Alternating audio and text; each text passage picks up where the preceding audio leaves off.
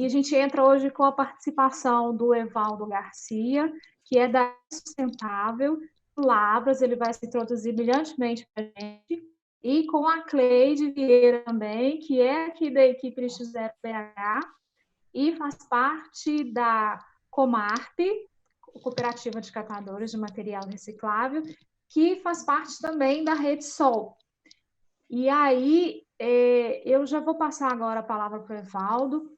Só esclarecendo, inicialmente a gente havia divulgado que a conversa com o Evaldo seria sobre reciclagem de materiais eletrônicos, mas fazendo uma conversa com ele, né, durante essa programação do evento, nós sentimos necessidade de ampliar a conversa com ele, e é um assunto que a gente acabou conversando um pouco quando fizemos a live onde participou a Rede Lixo Zero Santa Teresa, com a Copersol Leste, a participação da Vilma. Conversamos um pouco sobre isso hoje de manhã com o Joilson da Copercata, e aí ampliando para a gente falar da situação dos catadores, da realidade dos catadores nesse período da quarentena.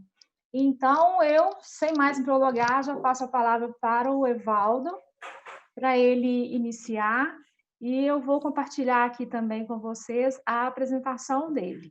Evaldo, você pode começar a se apresentar, por favor? Olá, pessoal, boa tarde. Evaldo, como já disse, eu sou da cidade de Lavras, Minas Gerais, sou catador de material reciclado. Atualmente, há mais ou menos um ano, quase 2 anos, eu criei uma microempresa, né, que chama E-Sustentável. A E-Sustentável, ela veio com o intuito, né, de poder contribuir com o trabalho dos catadores individuais. Hoje, o tema trazido aí para a gente falar um pouquinho é sobre a questão do material eletrônico. Eu vou tentar resumir aí, porque o slide é um pouco comprido. Primeiramente, eu quero agradecer, né, o Instituto Lixo Zero, segunda participação minha aí dos eventos do Instituto. Para mim é uma honra muito grande poder estar participando desses momentos tão importantes aí, que é essa questão do resíduo no Brasil, né, e no mundo, e a importância do trabalho aí dos catadores nessa caminhada, né, na questão da destinação correta dos resíduos. Então, primeiramente, a gente vê aí que, dados, né, das Nações Unidas, o Brasil ele está em 7º lugar, o maior da América Latina aí, que gera resíduo, mais de 1 milhão de toneladas de resíduo eletrônico. E hoje é recuperado menos aí de 3% de todo esse resíduo.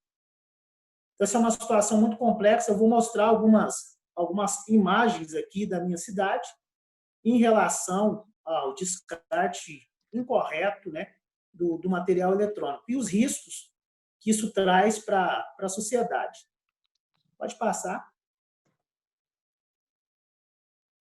Então, a gente vê que o material eletrônico são equipamentos elétricos, né? São equipamentos que funcionam com energia elétrica, são ligados a tomadas ou utilizados com pilhas ou baterias.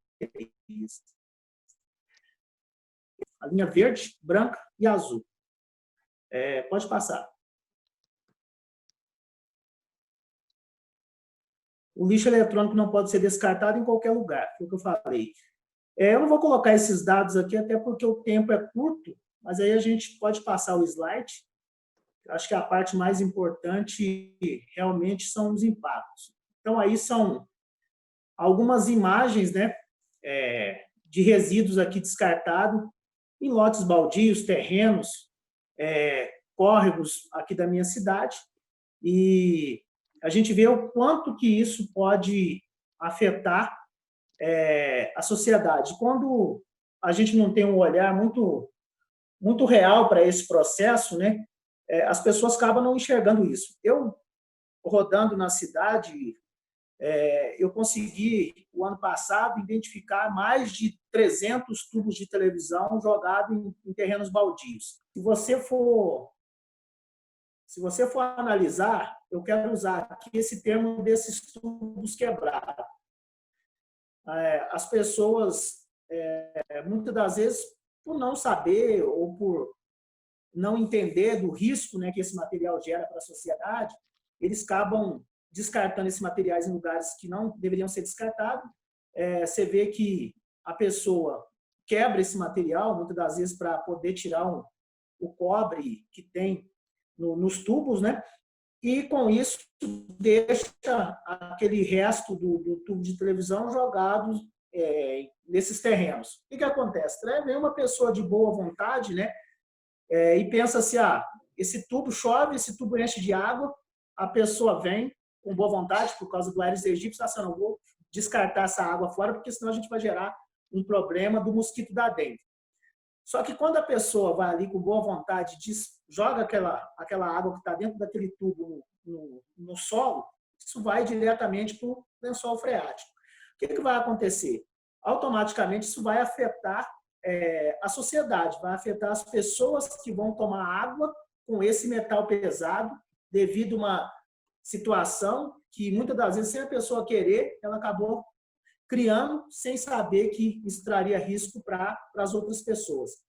Então, a gente vê que o erro já começa quando a pessoa descarta esse material no lugar incorreto, aí vem um captador ou uma pessoa que vai tirar uma renda desse material, que é o cobre que está nesse tubo, quebra esse tubo, depois vem a chuva e depois vem alguém da sociedade com um pensamento bacana de poder contribuir e joga o resto dessa água no solo e que vai prejudicar várias pessoas. Isso quando a gente fala de um tubo, é uma proporção muito pequena, mas olhando assim pelo processo aqui, caminhando aí num ano, eu consegui ver mais de 200 tubos de televisão quebrado. A gente tem aí o caso das lâmpadas fluorescentes, que é outro problema seríssimo, que as pessoas acabam descartando em lugares inadequados.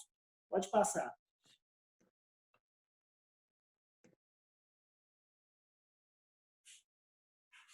Daí a gente tem já uma realidade totalmente diferente, que seria o processo de educação ambiental, de trazer para a sociedade, para a população, a mensagem de poder fazer esse descarte correto desse resíduo, que é todo um processo de mobilização, de educação, e as pessoas encaminharem esse tipo de resíduo para um galpão, seja de uma associação, de uma cooperativa, ou de uma empresa especializada que faz o descarte correto, a destinação correta desse resíduo.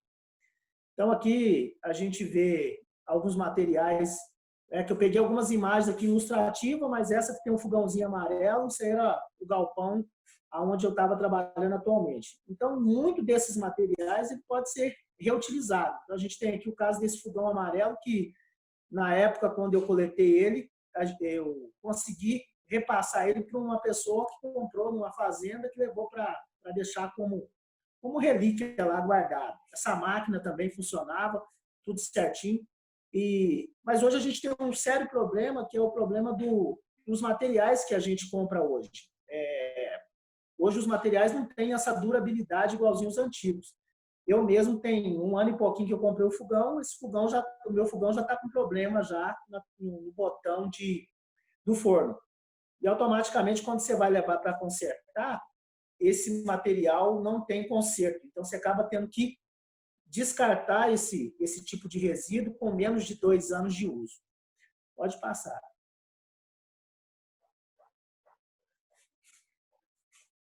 Então, a gente vê que os perigos escondidos nos equipamentos eletrônicos.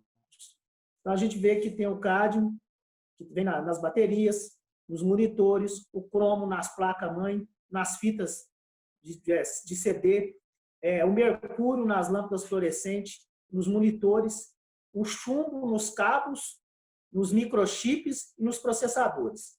Pode passar. A saúde e o meio ambiente. Metais presentes nos resíduos eletrônicos. Em 1 tonelada de PC, consegue tirar mais ouro do que em 17 toneladas de minério. Então, você vê o quanto que é rico também esse tipo de material. Nos materiais eletrônicos existem muitos tipos de diferentes de metal entre estes, os mais importantes são o mercúrio, pode passar, o chumbo, o cromo, pode passar.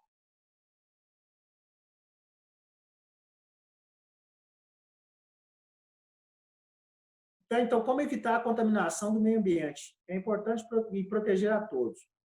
Então, o planeta, ele tem um ciclo, né? Eu não vou usar tudo isso aqui, mas de que forma, não vou ler, de que forma que a gente pode ajudar? A gente sabe que todo o resíduo ele vem através do vento, do ar, da água. Então, se a gente cuida bem desses materiais, que são materiais contaminantes, e a gente faz o descarte correto desse material, a gente está evitando que isso afete diretamente a natureza e não se espalhe isso através das poluições. Pode ir. Então, os perigos para a saúde, né? Você pode ver que pode trazer problemas cerebrais, mancha nas mãos, problema nos dentes, nos ossos. Tudo isso, o material eletrônico tem uma grande capacidade de poder prejudicar a saúde das pessoas e da sociedade. Pode passar. Eu vou passar rapidinho para mim não alongar muito, porque são os slides, são grandes. Equipamentos de segurança, isso para quem trabalha com esse tipo de resíduo, né? A forma de desmontar, abrir esses computadores. Então, você precisa trabalhar com luva. Eu que trabalhei dentro de associações de cooperativa, acompanhei vários grupos, a gente vê muitos catadores que, no desmontar um equipamento, um monitor, ao invés de desmontar ele com todo cuidado, tirar as peças e tudo, eles vão lá e quebram o monitor, arrancam o cobre, e isso, o risco é muito grande de poder se contaminar com esse tipo de resíduo. Né? Pode passar.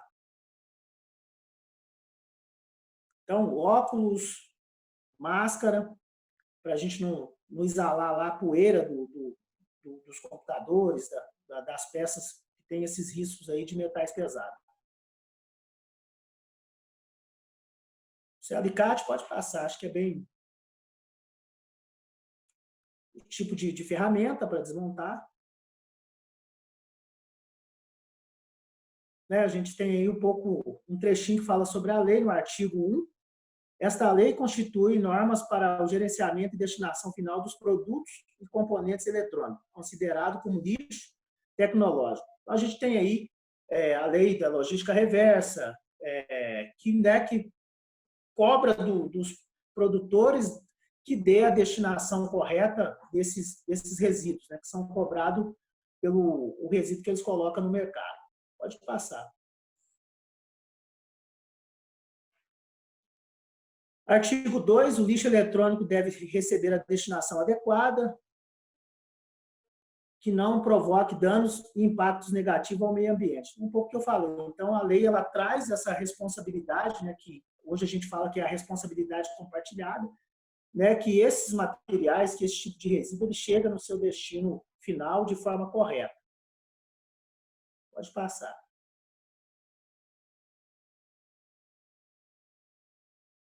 Aí um pouco do que eu falei da questão da logística reversa. Então, a gente tem aqui a matéria-prima, né? Depois gera lá o gerador, depois o seu destino final, que é chegar no mercado, e depois ele faz aí, que a gente não está no texto, mas a gente faz aí o processo hoje, que é muito mais da logística reversa, que é o processo da economia circular. Pode passar.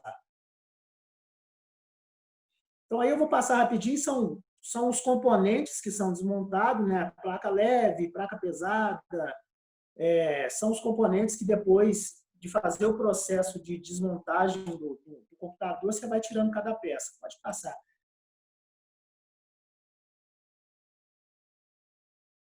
São isso. Os cooler, HD. Pode passar. As placas azuis, coloridas.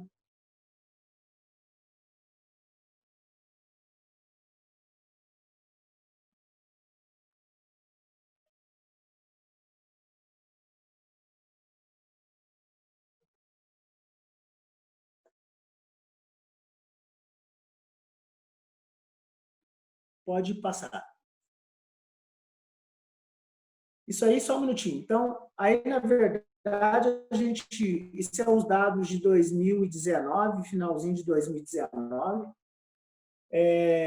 Levantamento, eu até tentei buscar esses últimos dias aí, mandei mensagem para alguns compradores de eletrônico, de material eletrônico, mas ninguém me mandou uma tabela atualizada.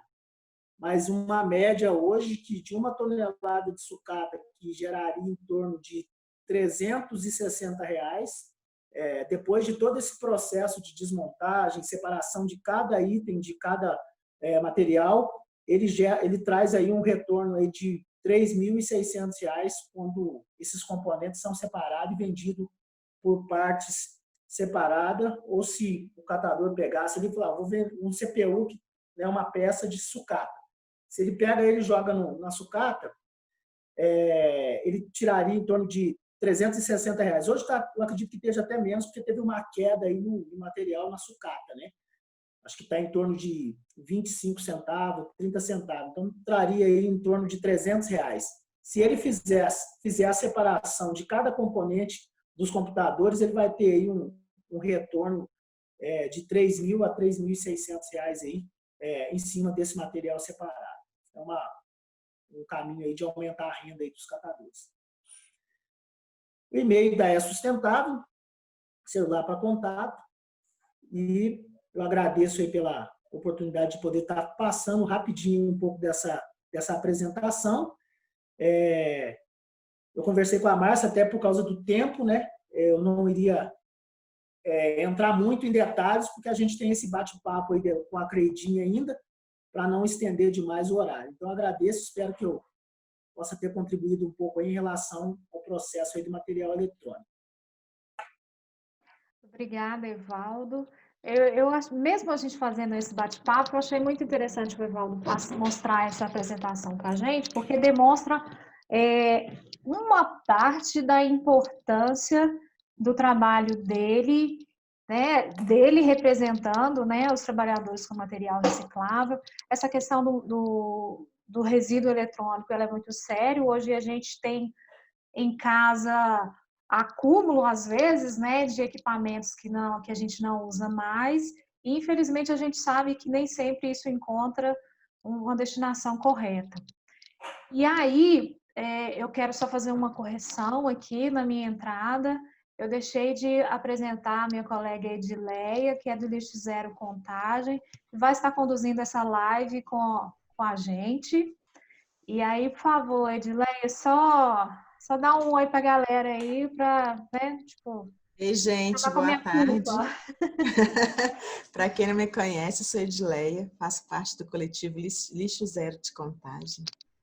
Aí eu estou com as meninas esse ano, comecei esse ano no movimento, né, aqui em Contagem, com a Patrícia, que ela me fez o convite. E aí eu estou aí, ajudando as meninas nessa organização. Me apresentei na segunda-feira com o projeto Papiros Ecocircular.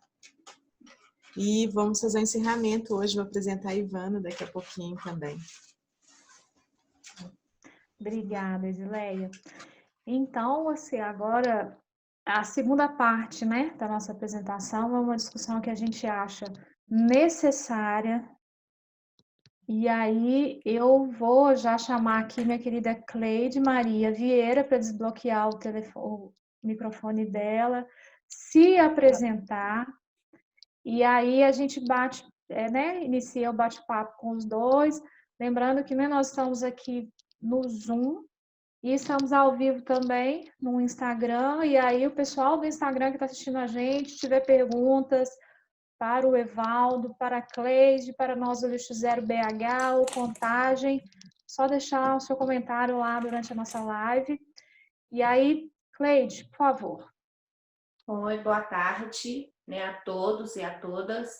Né, como a Márcia falou, sou Cleide Maria, né, sou uma catadora, mobilizadora social e artesã. E eu faço parte da Comarc, né, que é a Cooperativa de Materiais Recicláveis na Pampulha, e que é vinculada também à Rede Sol. Né? E para nós, né, a gente vai falar um pouco desse período que nós estamos passando, que é a pandemia.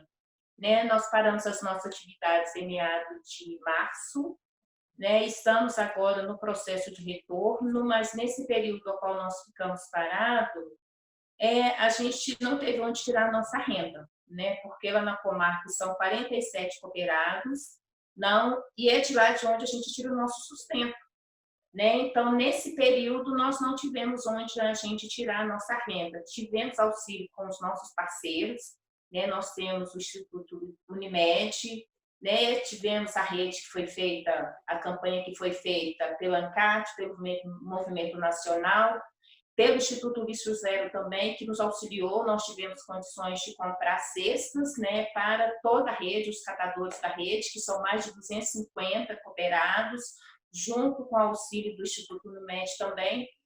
Mas, assim, eu tive a opção de agregar nesse período algumas outras funções para me ajudar, né? Uma delas foi a fabricação de máscaras, né? A gente tem feito isso na economia solidária, né? Essa semana, com o coletivo Justinópolis e o Balaio, nós estamos fabricando sabão também. Tive a oportunidade de entrar, né, nessa fabricação de sabão para agregar um pouco o auxílio aqui em casa da renda, mas tem cooperados que não têm como achar uma outra função e algo para fazer porque está tudo parado, né? Mesmo que se tivesse alguma coisa, não dá para fazer porque a situação é nós nos isolarmos no período, né? E agora a gente está tendo algumas discussões com a FLU e com a prefeitura para o nosso retorno. E dentro disso, né, a Comarp, ela vai ter que fazer, de princípio, o afastamento de alguns cooperados, né, que a gente está sentindo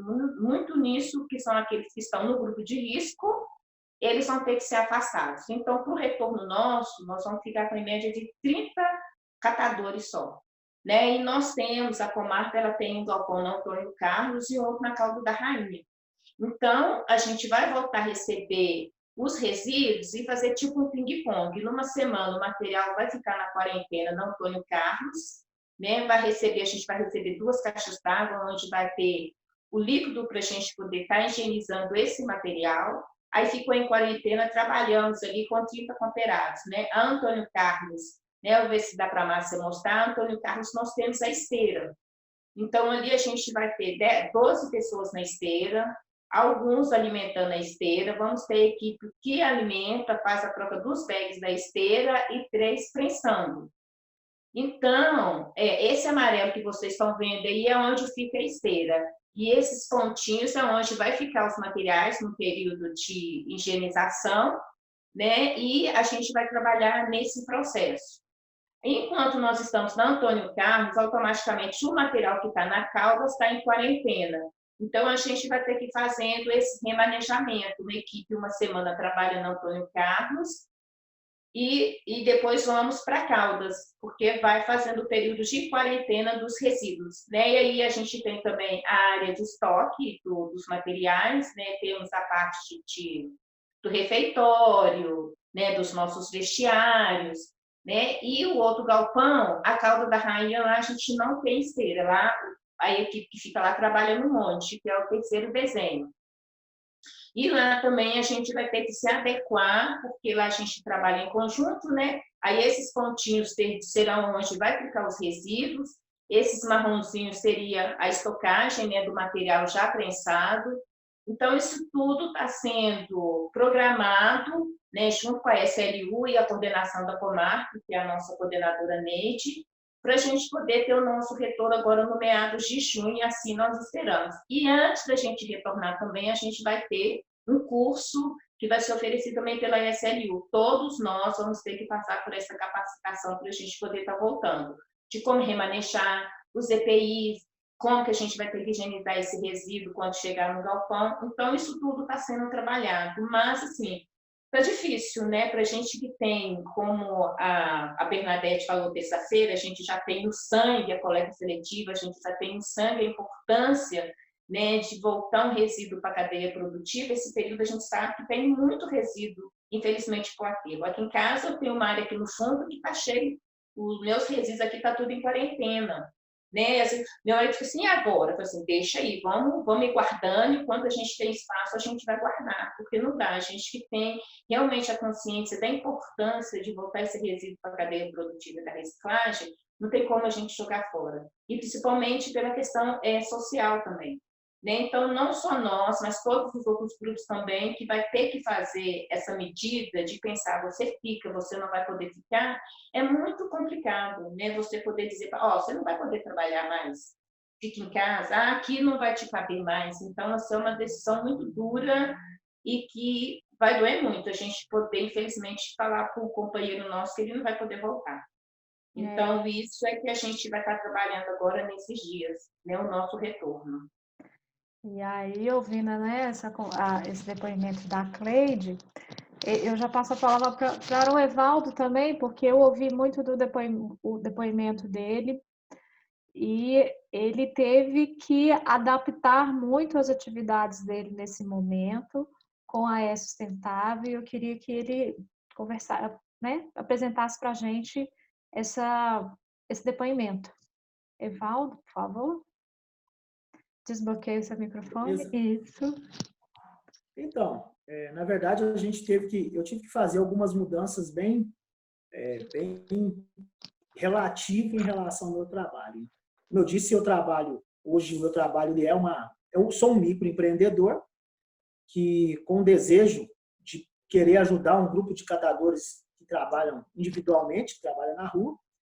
Em 2019, eu decidi trocar o carro da minha esposa e numa Kombi,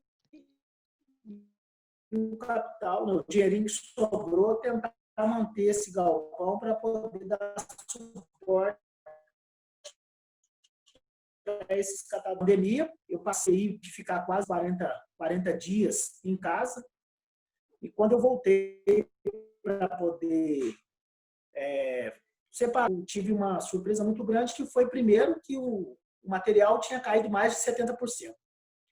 O que eu tinha de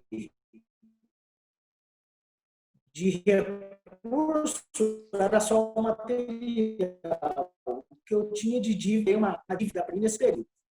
E já estava com quase 35 catadores na linha de ponta e apoiando esse grupo. E aí, no final de tudo, eu tive que realmente entregar o galpão para não gerar mais dor de cabeça, problemas, e tive que partir para outra possibilidade. Então, hoje eu estou trabalhando de servente e de pedreiro em uma obra aqui, na parte da manhã e da tarde, e à noite eu estou fazendo coleta pelo aplicativo Cataqui. Isso trouxe algumas possibilidades também diferentes, porque através dessa situação, hoje as coletas que eu faço, ela é cobrada mesmo. Eu só faço se as pessoas puderem contribuir com o meu trabalho, se elas puderem valorizar a minha ida até a casa delas para poder coletar esse material. E foi bacana porque, se isso também não tivesse acontecido, eu estaria trabalhando no mesmo modelo que eu estava, fazendo a coleta gratuitamente, né, para contribuir com o meio ambiente, para contribuir com a sociedade, para contribuir com o trabalho desses catadores. E foi bacana que eu pude sentir também que muitas pessoas elas estão dispostas a valorizar, a precificar esse trabalho do catador.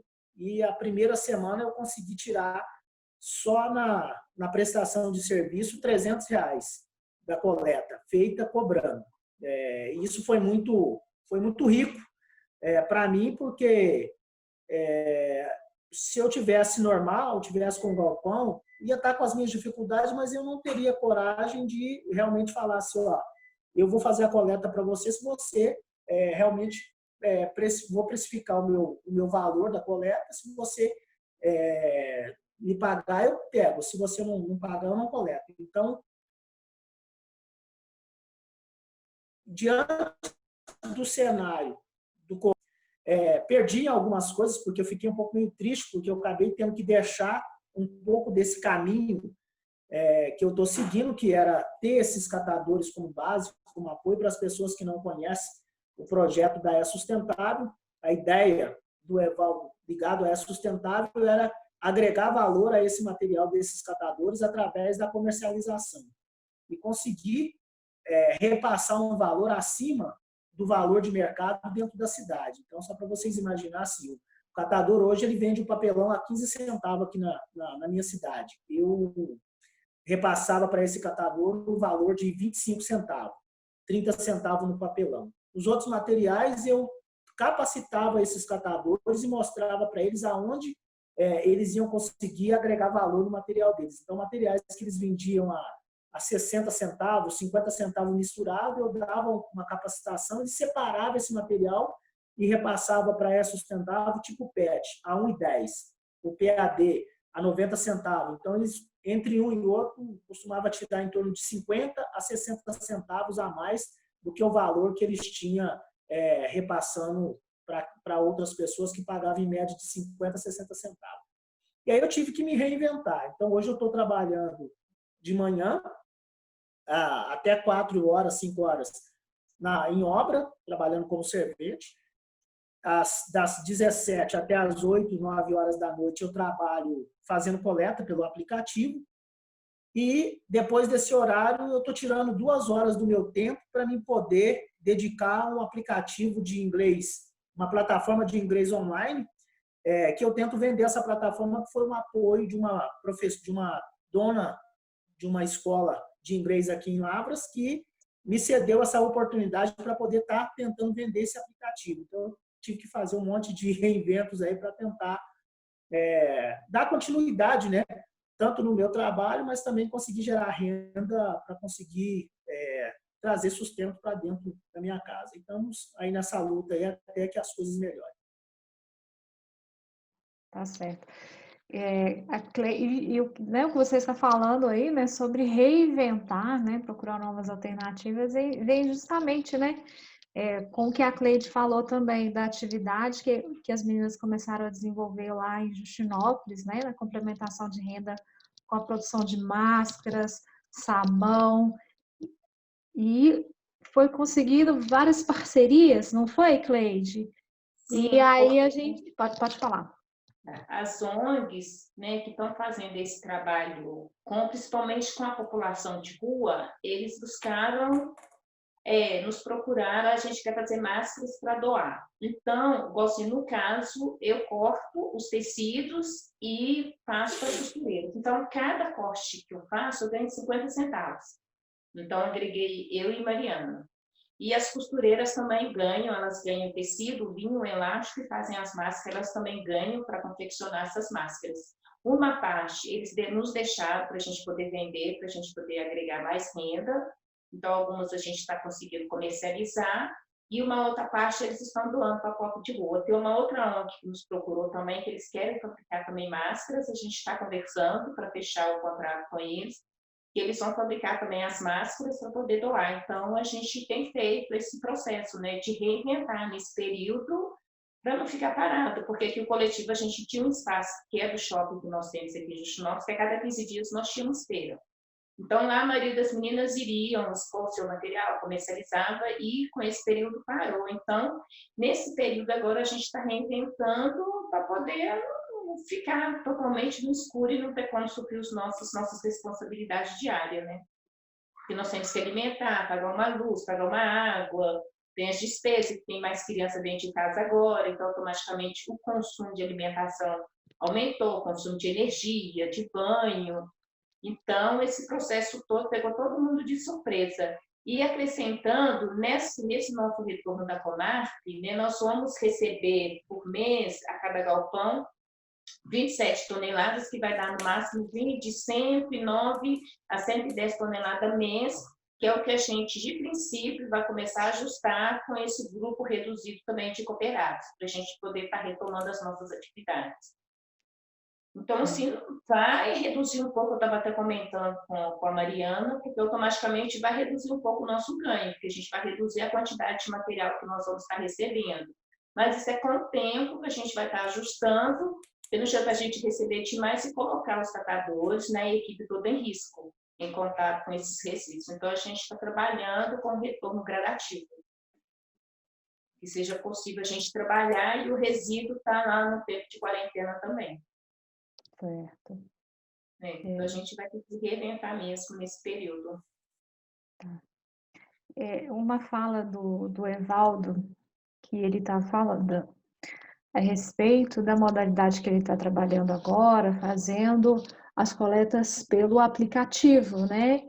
E ele recebe por essa coleta que ele faz, e aí uma fala, né, e é um aprendizado nosso de cidadão, quando a gente conhece o trabalho das cooperativas, dos catadores, é que é justo e é necessário que no momento que o catador vá retirar, né, se há um acordo entre um catador e o cidadão, esse catador vai até a casa do cidadão, o condomínio, retirar o material, buscar esse material, é justo e é necessário que ele receba pelo trabalho que ele está executando naquele momento.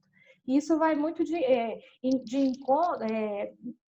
vai muito de acordo com o que a gente fala aqui no Lixo Zero, que nós todos somos responsáveis pelo material, pelos resíduos que nós estamos gerando. Então, no momento em que eu acumulo aquele material na minha residência e chamo alguém para buscar entro em contato com o catador e falo, eu tenho um material aqui para ele ser encaminhado para destinação. Vou falar de novo essa expressão, é justo e é necessário que ele receba pelo trabalho de ir lá buscar, porque a gente sabe que a venda daquele material não é suficiente para arcar com os custos dele, às vezes de combustível, pelo horário que ele disponibilizou para ir na residência das pessoas buscar esse material. E aí, eu bato de novo, né, na questão que é minha responsabilidade, e quando eu disponibilizo, eu chamo um catador, ele está prestando um trabalho, esse trabalho dele tem que ser remunerado. Evaldo, eu achei brilhante quando você falou isso mesmo. Pode falar. E aí, Márcia, o que eu falo, e sempre coloco muito quem me acompanha nas minhas redes sociais, né? Hoje, na verdade, a gente fala assim, a gente tem o trabalho dos catadores que estão organizados em cooperativas e associação, alguns que ainda sofrem muito ainda porque não tem um apoio do poder público, ainda não tem aquele apoio que realmente seria merecido. Mas quando você olha para o trabalho do catador individual, do catador de rua, é uma situação ainda muito mais complexa, porque ele além de não estar num grupo organizado, ele está sozinho. E aí, trazendo um pouco dessa realidade, quando você fala até dos custos, eu vou falar algo que me aconteceu quando eu estava com o galpão, com o catador de rua. Esse catador chegou um dia no galpão com a roda do carrinho dele quebrada. E aí ele pegou e falou para mim assim, eu fui ver outra roda numa loja para mim comprar, e essa roda custa R$160.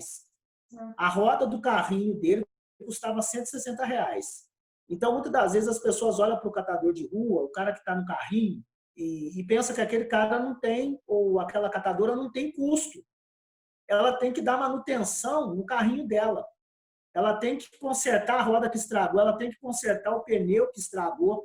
Então, ela tem que arrumar o carrinho que quebrou, tem que pagar alguém, ou então arrumar um parceiro que possa soldar aquele carrinho. Então, de todas as formas, seja o catador que esteja numa Kombi, num carro, numa moto, ou até mesmo arrastando um carrinho, ele tem um custo para poder fazer aquele trabalho, ele tem que dar manutenção no seu equipamento de trabalho.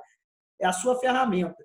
E aí você pensa bem para você ver, o catador que tinha um carrinho e que ele vai pegar uma roda que custa R$160 para ele comprar outra roda. Né, outra roda. E ele vai trabalhar o dia inteiro para ganhar R$20. Então, ele teria que trabalhar praticamente o mês todo para conseguir comprar 2 rodas, se caso as 2 rodas do carrinho dele quebrassem. Então, quer dizer, como que ele vai trazer sustento para dentro da casa dele se o próprio equipamento de trabalho dele comeu um mês de trabalho dele, uma roda que quebrou? Isso acontece direto. Então, eu falo que hoje eu tenho muito esse olhar para esse grupo, né, para essas pessoas que estão do lado de fora, que não tem muito esse apoio, que não está organizado, que é a forma que eles acharam de poder conduzir o seu trabalho, né, não quer se agrupar, não quer estar dentro de uma cooperativa, dentro de uma associação, mas ele está fazendo um trabalho extremamente importante também para a sociedade e para o meio ambiente. Então, e eu falo assim, eu aprendi nessa pandemia algo também. Eu sei que é muito difícil os catadores que estão na lida de todo dia, nem todos os catadores vai ter a mesma oportunidade que o Evaldo teve, que a Cleidinha teve, que outros catadores talvez estejam se reinventando, né, nesse processo da roda. Mas para mim foi muito interessante eu poder dizer assim, ó, eu só coleto o seu material se você valorizar o meu trabalho. Então eu tive e estou tendo essa oportunidade de poder dizer isso para a dona de casa, para quem me chama para poder fazer a coleta, porque eu estou fazendo outra coisa. E para não parar aquilo que eu gosto de fazer, eu faço de noite. E aí, para mim fazer de noite, é assim, ó, o valor da minha coleta, eu vou lá, a pessoa entra, me manda o endereço, eu entro no Google, vejo a quilometragem, quanto que vai gastar de quilometragem, eu somo a quilometragem pelo custo da minha Kombi, jogo uma margem um pouquinho a mais e coloco lá. O custo para mim buscar seu material é R$15, é R$10, é R$20, é R$30. Eu não estou te cobrando nada, eu não estou nem te cobrando o meu serviço, eu estou te cobrando o meu gasto de combustível da minha Kombi e a manutenção dela. Então, eu estou jogando uma margem um pouquinho a mais da gasolina, porque no final a Kombi vai ter gasto de pneu, vai ter gasto do motor, então ela vai ter outras coisas que eu vou gastar nela. Eu não estou nem cobrando o meu trabalho, eu estou cobrando mesmo esse combustível, né, para mim poder atender essa demanda dessa dona de casa que quer descartar o resíduo dela de forma correta, mas que precisa também olhar para esse indivíduo que está ali fazendo esse trabalho de extrema importância para a sociedade e para o meio ambiente. Yara, eu até te agradeço, né? Porque eu falei aqui, né, dos custos, né? E aí eu já penso logo, né, na associação, e aí você me lembra muito bem, né, que há os catadores, né, os avulsos, né, o pessoal que não é associado e que tem esse custo aí que é da roda, do carrinho, né? Então, assim, né, falando novamente, né, é um trabalho e ele tem que ser remunerado. Cleide, também, enquanto a associação, vocês encontram esse tipo de, vamos dizer, barreira, né, das pessoas que às vezes querem a coleta, mas elas querem uma coleta que seja gratuita? Com certeza, porque muitas pessoas pensam assim, eu já estou dando material, por que eu tenho que pagar? Né? Nós temos a dona Recicla que ela fala muito isso, eu vou fazer compra, eu me arrumo toda, pego meu carro, vou no supermercado, despilo nos corredores, enchendo meu carrinho, ponho dentro do carro e volto para casa. E por que não, depois da destinação correta, juntar tudo aquilo que eu fui lá buscar, pôr dentro do meu carro e procurar um campo voluntário ou uma cooperativa, ou até mesmo um catador fazer uma parceria com um catador avulso. Hoje, é inviável dizer que não tem um catador em vários bairros. Nós tivemos a oportunidade de ir no bairro na Zona Sul, em alguns bairros. E lá nós vimos catadores avulsos, uns com carrinho, outros arrastando o bag. Então, assim, hoje, para você dar a destinação correta, a pessoa fala assim, eu não tenho a coleta seletiva, mas tem os LEDs, nós temos os catadores avulso. E as pessoas pensam assim, eu já te dando material, para que eu vou ter que pagar?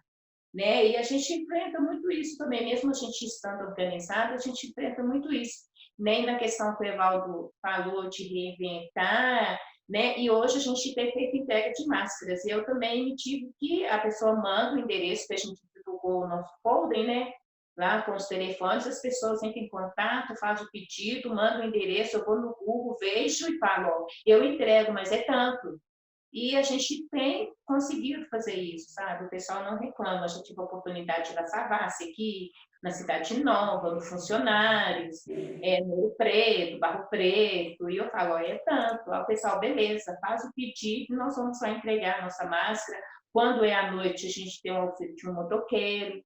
Então, a gente está conseguindo fazer, até mesmo dentro dessa situação, ampliar esse serviço e ajudar outras pessoas também, que é esse motoqueiro, que ele também não está tendo muito trabalho, e às vezes eu chamo ele, eu entrego em tal local, que eu não conheço, que eu vejo que já é um pouco mais delicado para mim, eu passo o valor da entrega e a pessoa faz o pedido e nós mandamos as nossas máscaras. Então, tem sido muito interessante também se reinventar. Eu falo com a Mariana que a gente aprendeu a fazer logística, né, de entrega, né, de chamar as costureiras, então até para nós tem sido um aprendizado, dentro da logística, da nossa produção das máscaras. Tem gente, tem duas perguntinhas aqui. Vai fazer agora, Márcia, para eles? Sim, pode fazer para eles. Pode fazer? Sim. Queria saber de vocês, quem faz a pergunta é a Patrícia Ferreira, queria saber de vocês como vocês acham que essa situação seria, né, se a gente se refere à pandemia, deveria ter sido por parte do poder público.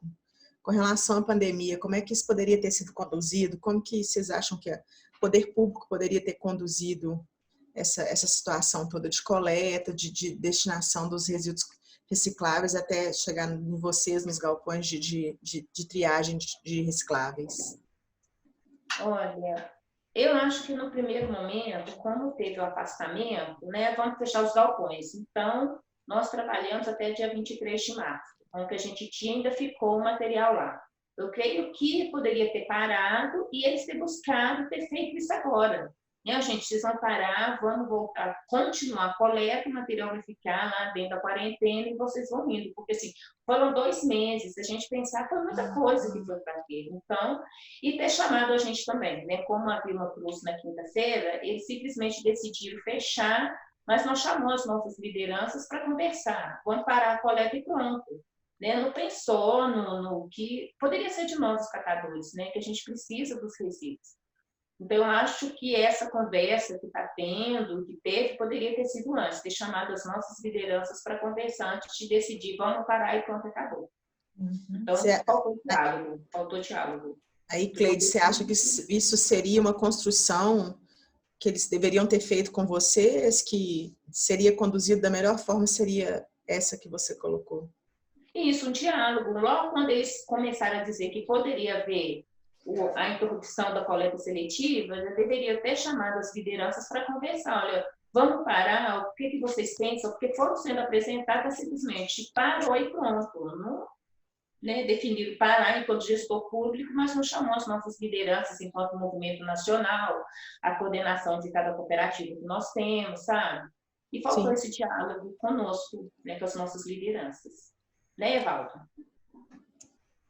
Eu acho que sim, né, Cleide? Eu acho que até antes de paralisar todo o processo de trabalho dos catadores, da coleta seletiva, eu acho que o que está sendo feito agora poderia ter sido feito antes, que é estudar maneiras para que realmente esse material não fosse descartado no lixo convencional. Então, se a gente for pensar 2 meses atrás, chegou o momento da pandemia, todo mundo ficou muito assustado, vamos parar, parou tudo. Beleza. Poderia ter pensado uma escala mais longa, né, sem ter parado 100% tudo aquilo, e pensado, igualzinho, o que o país que começou com todo esse problema, de que forma que ele está olhando para a questão do resíduo? Porque no decorrer do tempo, a gente foi vendo que o resíduo ele fica contaminado num período de 48 horas. Beleza. Então, pode-se pensar em uma outra ação para que esse resíduo não seja descartado de forma correta? Eu acho que não foi realmente pensado outras formas para que realmente o resíduo reciclável não fosse jogado fora. E a gente sabe que a gente tem uma problemática no Brasil, geral, que é essa luta dos catadores em relação a essa tomada mesmo de direito do material reciclável e realmente o reconhecimento pelo nosso trabalho. Então, a gente sabe que isso já é uma dificuldade sem pandemia, né? A gente já sabe disso. Com a pandemia ficou muito mais fácil meio que dissipar todo esse processo, né? E se realmente os catadores não se posicionar em prol desse direito, né, de que a coleta seletiva ela continue, ela exista e que isso traz uma relevância para o meio ambiente e também para o trabalho dos catadores, geração de renda, a gente sabe que o risco de até de perder isso é muito grande. Então, acho que o que faltou foi realmente ter estudado antes tudo isso. Né? Agora está sendo estudado porque está sendo cobrado. Então, os catadores estão se posicionando. As pessoas também que já são ambientalistas, que gostam do processo da coleta seletiva, estão também cobrando, igualzinho na minha cidade aqui. Quem separa material, continua separando material e fica perguntando quando vai voltar a coleta seletiva. Então, acho que poderia ter pensado lá no começo, antes de parar tudo, uma forma que pudesse já ir adequando a esse processo que é o que está acontecendo agora. Ou seja, não perder a educação que já se habituou, se criou. Isso, com certeza. Porque a gente sabe que é um retrocesso, né, em relação à coleta seletiva. E a gente tem pessoas que é apaixonado por separar material, mas a gente tem pessoas que separa por separar. Então, você pode ter, esse processo pode ter realmente um retrocesso, porque aquelas pessoas que não ligam muito de separar material, ela, para que eu vou separar? Eu vou voltar e vou jogar de novo no lixo convencional. Então, isso é um risco muito grande também que os catadores passam. Eu mesmo passei por isso. Eu fazia coleta em condomínios e algumas empresas.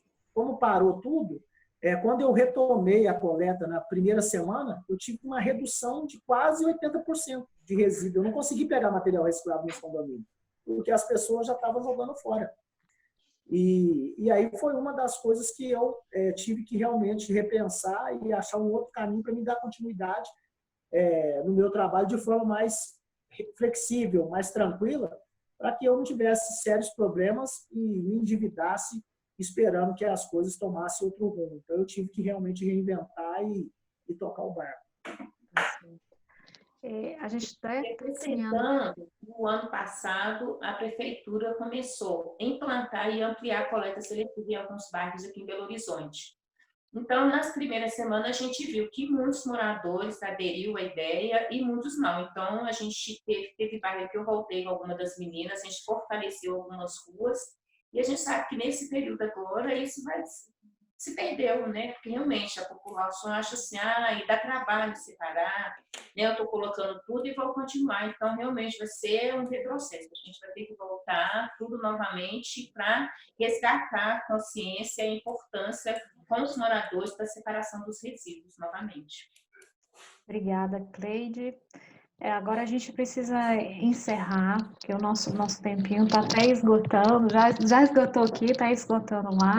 Então, assim, eu vou deixar uns minutinhos para vocês se despedirem, mas antes eu queria agradecer a presença do Evaldo, Cleide, e só passar um serviço aqui a respeito do show que vai ter no dia 31. Cleide, você quer falar sobre ele? Isso, né? A Neide passou isso para nós, que são parceiros, né? Antônio Carlos, se eu não me engano, eles vão fazer amanhã uma live e uma parte desse recurso eles vão estar nos ajudando, a Rede Sol. Então, a gente pede o apoio que todo mundo possa assistir amanhã às 15 horas, né? Os meninos são sertanejos, né? Que automaticamente a Rede Sol, nossos catadores, seremos um dos beneficiários com esse trabalho amanhã. Então, lembrando, a dupla é o Antônio Carlos e Renato, né? O show beneficente. Parte vai ser destinado para a Rede Sol. A inscrição, a gente vai colocar o link deixar lá no nosso Instagram, para quem está acompanhando, poder fazer a inscrição e participar da live amanhã às 15 horas. Correto. Passo a palavra para vocês se despedirem, por favor. Evaldo? Bom, Márcia, eu agradeço muito a oportunidade, a disponibilidade de poder contribuir com o trabalho de vocês. Fico muito feliz, quero mandar um abraço aí para a Cleidinha, parceira aí, uma pessoa que eu gosto muito. E gratidão mesmo, de sempre que precisar, a gente está aqui à disposição. Espero ter contribuído aí com o processo. Com certeza. Cleide? Eu também agradeço, né? Eu sei que cada dia dessa semana tem sido muito enriquecedor para as nossas vidas, né? Ser voluntário do Instituto Lixo Zero tem me dado a oportunidade de crescer, porque cada momento que a gente faz, né? Eu não estou fazendo pelo outro, em primeiro lugar eu faço por mim e compartilhar, né, essa bandeira que nós levantamos já há mais de 10 anos, que é os resíduos sólidos, o trabalho dos catadores, né? Eu sou muito grata, né? E ter me tornado uma catadora, eu trabalhava em outro segmento e pude conhecer o trabalho dos resíduos sólidos e vestir a camisa e agradeço muito. Eu tenho aprendido muito, né? E ter conhecido o Evaldo também é um grande parceiro, valorizo muito a coragem, o empenho dele. E sempre quando pode eu falo, vamos chamar Evaldo, porque a gente só tem a aprender com a fala dele. Né? Então, no mais, a gente agradece, né, pela oportunidade de compartilhar um pouco do nosso trabalho. Eu vi que chegou mais perguntas e aí a gente vai respondendo depois, dentro da mais possível. Né? Boa tarde a todos, obrigada pela atenção.